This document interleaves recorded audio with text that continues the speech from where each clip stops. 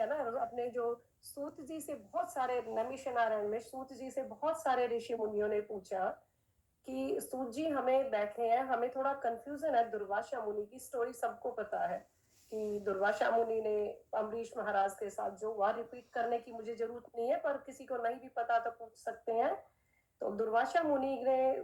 बताया कि पहले वो ब्रह्मा जी के पास जाते हैं, शिव जी के पास जाते हैं, फिर नारायण जी के पास जाते हैं, विष्णु के पास जाते हैं, तो लास्ट में वो भगवान के पास जाते हैं। बट भगवान भी उनको माफ नहीं कर पाते, बिकॉज वो कहते हैं कि जिस भक्त के साथ तुमने अपराध किया है ना, उसके पास भेज देते हैं, बैक में वो अम्बरीश महाराज के पास आ जाते हैं। तो वो गोलोक धाम जाके भी वापस यहाँ आ जाते हैं, भगवान के पास जाके। तो सारे ऋषि मुनियों ने इस मुद्दे को नमीश नारायण में जगह है ना जो वहां पे उठाया, कि हमें समझ नहीं आया कि दुर्वासा मुनि ने वहां जाके इतना होने के बावजूद भी वो उनकी वो मरे क्यों नहीं उनकी डेथ हुई। जब सुदर्शन चक्र उनके पीछे छोड़ दिया था, तो वो तो छोड़ते नहीं है, फिर भी वो मरे नहीं है, ऐसी क्या उनके अंदर पावर थी। तो सारे ऋषि मुनि सूत जी से पूछने लगे कि हमें ये राज क्या है बताएं। तो उनमें बड़ा सरप्राइज था, तो उन्होंने ये कहा कि जैसे ही दुर्वासा मुनि हर जगह घूम के आए,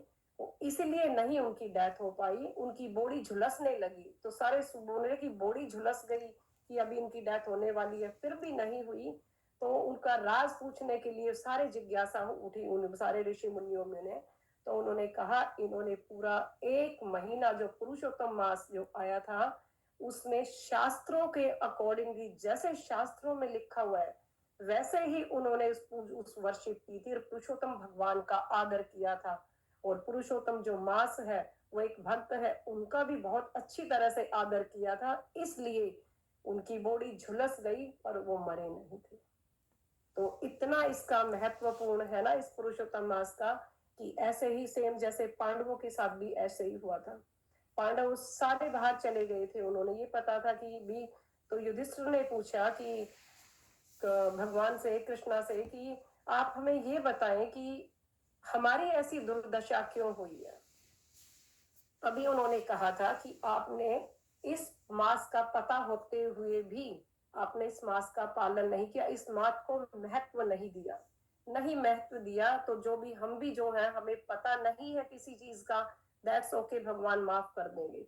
बट हमें पता है कि ये पुरुषोत्तम मास इतना महत्वपूर्ण है, हमें पता है कि शास्त्रों को रीड करना बहुत महत्वपूर्ण है। नहीं पता हो तो इट्स ओके, पर पता है, तो इसीलिए युधिष्ठिर महाराज को क्वेश्चन पूछा गया। तो उन्होंने कहा कि तुम जंगल में गए, तुम बड़े भटकते रहे, ये आपका राज है, अभी आने वाला है पुरुषोत्तम मास, अगर जो आप उसकी अच्छी तरह से पूजा वर्शिप करोगे तो आपका उद्धार होगा, और आने वाले टाइम में जिस कालों में भी जब भी होगा, हमेशा आपका गुणगान होता रहेगा कि हाँ बहुत अच्छे भक्त हैं।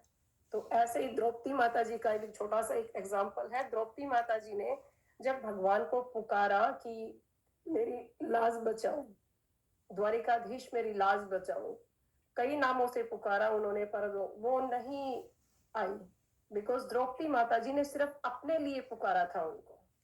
जब उन्होंने ये कहा कि मेरी तो छोड़ दो, आप मेरी लाज नहीं बचेगी तो कोई बात नहीं, पर मैं आपको एक ब्रदर मानती हूँ, एक फ्रेंड मानती हूँ, आप मुझे दूसरा उपाय, मैं दूसरे बार उन्होंने ये कहा कि मैं, आप मेरी लाज नहीं बचाएं, पर कम से कम मुझे कोई ये कहेगा कि तेरा बहुत अच्छे क्लोज फ्रेंड है, बहुत अच्छा तेरा भाई है, और उसको सब भगवान का दर्जा हमने दिया हुआ है, अपनी लाज के लिए आप मुझे बचाएं आके, कि कहेंगे कि हाँ बुलाया और आ गई। तो द्रौपदी का अपने लिए नहीं, जब भगवान के लिए भी हम कोई चीज अपने लिए हम करते हैं, तो भगवान हमें सारी चीजें दे देंगे जो हमें मटेरियल चीज चाहिए, बट हमें भगवान के लिए ही चाहिए कि भगवान आपकी लाज हमें बचानी है किसी भी तरीके से, तो भगवान झट से आ जाते हैं।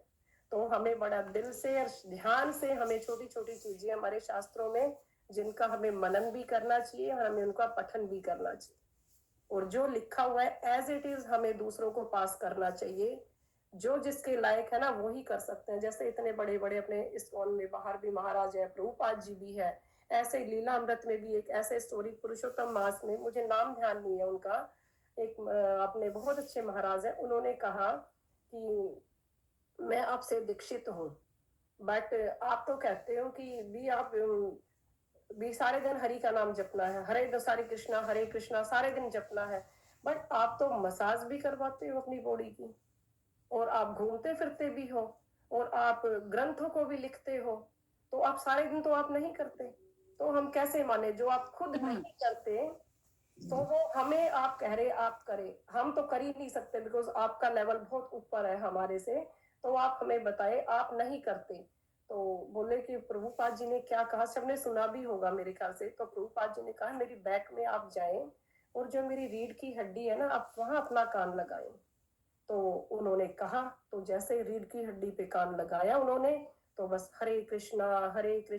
कृष्णा कृष्णा हरे हरे, हरे राम राम हरे हरे। तो हम जो गुरुजी है ना, और जो प्रभुपाद जी के जो जितने जो भी लेवल है, जो आचार्य है, हम उनको समझ नहीं पाते बिकॉज हमारी उतनी ही आईक्यू है ना, हमारी उतना ही है, उससे ज्यादा हमारा नहीं है, तो हमें उसके बियॉन्ड जाके हमें समझना चाहिए।